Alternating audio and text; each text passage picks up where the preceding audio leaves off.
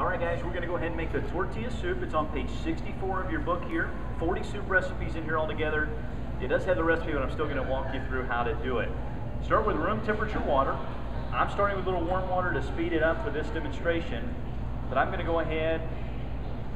I'm going to put in 2 cups of water because I'm going to put other vegetables in and it's going to fill up fast. Okay?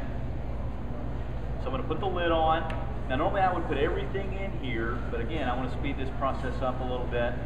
So we're going to go ahead and turn the machine on, put it on high. I'm going to put a carrot in there. You don't need to break the carrots down, okay? A little tomato. Just put it in right through the lid. A little sweet pepper. So when I said sweet pepper, one of these little sweet peppers, little bell pepper. I use the tomatoes, just a small tomato. We're going to put some onion in, not a whole lot of onion. So a little piece of onion. We're going to put some garlic in there with the peel. If you're liquefying, you can leave the peel of the garlic on when you're making soups. We're going to put a little bouillon in there, okay? Get a healthy bouillon. This is a tomato chicken bouillon. Some zucchini. Now we jokingly refer to this at our house as must-go soup. Whatever's in our kitchen, it must go. We just go ahead and add it. We'll put in some zucchini. A little squash. So with each of those, you can put as much or as little squash or zucchini as you like. They're actually optional.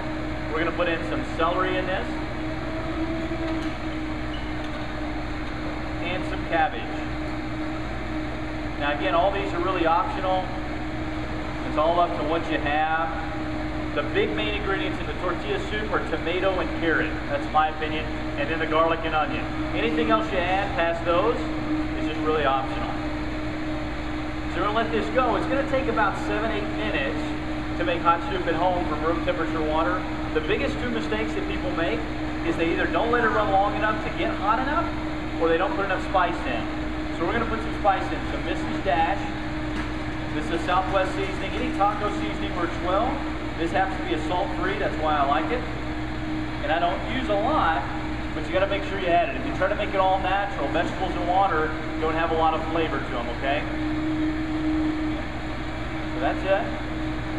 Now, there's butternut squash, tomato basil, broccoli cheddar, a lot of really great soups in here. This one's one of our favorites. We'll add rotisserie chicken to this. We'll add leftover turkey meat, beef, or we'll just leave it all natural like it is now, all vegetables. But it's definitely hot enough. Again, it takes about 7-8 minutes to get this hot. You'll see how hot it is now, even though I added all those cold vegetables and started in a cold container. All right, so I have it on the low setting. This is where you're going to leave it on variable. You're going to put it on about 1 down there, just on the lowest variable setting, and we'll use it as a mixer. So now we're mixing in already cooked vegetables, chicken, things of that nature, okay? Anything already cooked, you can add. You'll start to see them swirling around in the container. They're going to remain mostly whole. For this tortilla soup, we're going to add some tortilla chips. This is optional, and I don't add a whole lot. We're trying to still be healthy, but we're going to add about 4 chips. That's it. Now, I'm looking at the container. It makes over 5 cups for this recipe. You could make more if you wanted to. At home, it takes you about 8 minutes to do this from start to finish. Very, very simple, great way to make a healthy soup, a low sodium soup, and you know exactly what's in it. And that's the tortilla soup, guys.